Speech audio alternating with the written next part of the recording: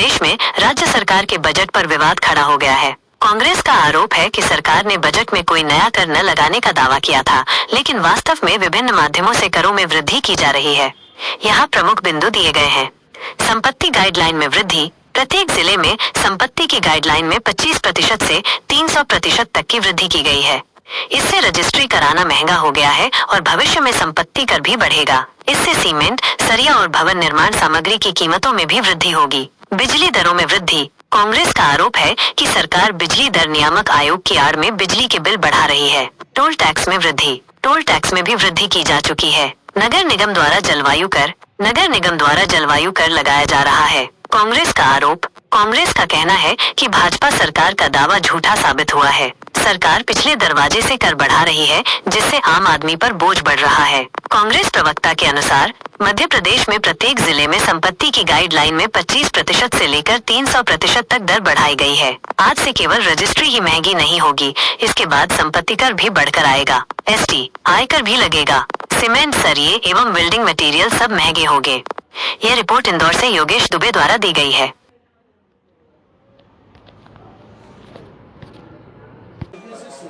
भेड़ को सहलाते हुए उसका ऊन प्राप्त किया, तो भी इंदौर जैसे शहर में हम 200 करोड़ रुपए राजस्व से ऊपर, लक्ष्य से ऊपर हुए दस्तावेज हैं, नोटरी वाले दस्तावेज हैं। वर्षों पुराना अपराध इस कारण भी बढ़ रहा है। विभाग 18% जीएसटी लगती है। एक कॉलोनी 12.5% तो आपने स्टैंप ड्यूटी ले ली। बिल्डर एग्रीमेंट हुआ 2% से ऊपर, गिरवी नामा हुआ 2%। अब उसके बाद भी मुझे जो जमीन मिली वो केवल 60% मिली। 40% बगीचे, स्कूल, सड़क इन सब में चली गई। तो मैं तो और मकान आप इस तरीके से महंगा कर दे रहे हैं। क्यों? क्योंकि मुझे 17.5% का तो जो देना पड़ रहा है आपको स्टैंप ड्यूटी, 30% आयकर।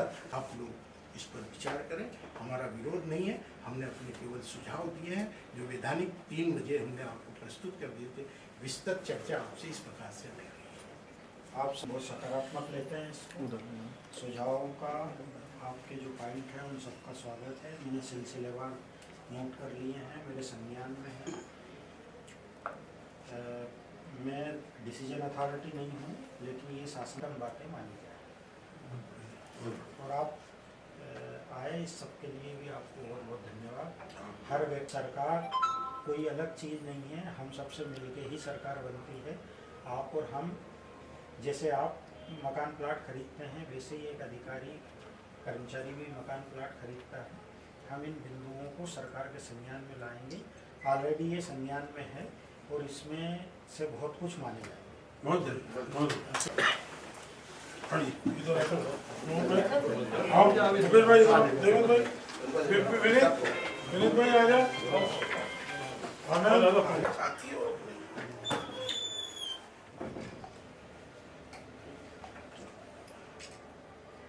जो सांसद लाखों जनता ने चुना, भोपाल के सांसद ने और मंत्रियों ने खुलेआम गाइडलाइन में की वृद्धि का विरोध किया, उस विरोध को दरकिनार किया गया और गाइडलाइन अनाप शनाप बढ़ाई गई। तो हम तो दूसरे दल के कार्यकर्ता हैं, हमारी बात क्यों सुनेंगे? हमारी अच्छी बातों को भी दरकिनार किया गया। और आज जो जनता की जेबों पर डाका पड़ रहा है, टोल टैक्स नाके से लेकर के रजिस्ट्रार कार्यालय तक में पड़ेगा, वो भारतीय जनता पार्टी के चरित्र को उजागर करेगा।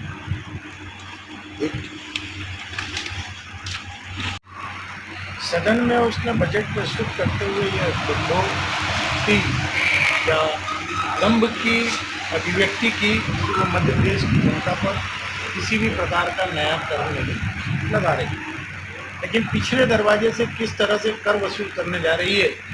1 अप्रैल अर्थात आज से पूरे प्रदेश में संपत्ति की गाइडलाइन बढ़ा दी गई है। 25% से लेकर के 300% तक विभिन्न जिलों में गाइडलाइन बढ़ाई गई। गाइडलाइन बढ़ी मतलब स्टाम्प ड्यूटी ज़्यादा देना पड़ेगी। स्टाम्प ड्यूटी के साथ साथ संपत्ति कर ज़्यादा लगेगा, जीएसटी ज़्यादा लगेगा, आयकर ज़्यादा लगेगा। और ये सारी वृद्धियां एक गाइडलाइन के माध्यम से चलेंगी। इसके साथ साथ नियामक आयोग की आड़ लेकर के विद्युत दरों को बढ़ा दिया।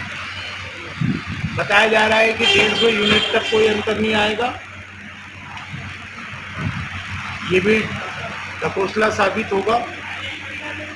टोल टैक्स नाके जो निजी कंपनियों के द्वारा संचालित होते हैं, जनवरी में वृद्धि की गई थी 25 2025 में, मतलब अभी 2 महीने पहले।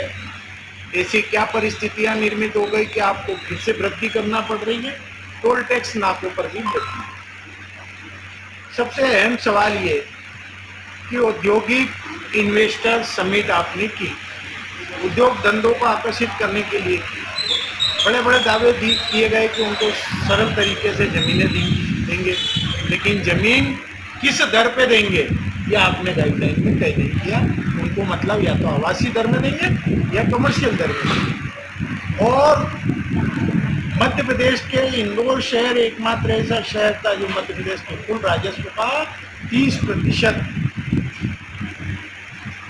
पर, मतलब जो गाइडलाइन से या स्टाम्प ड्यूटी से आय होती है वो देता है। इस बार कल समाप्त हुआ सत्र, इंदौर को टारगेट मिला था 3070 करोड़ का।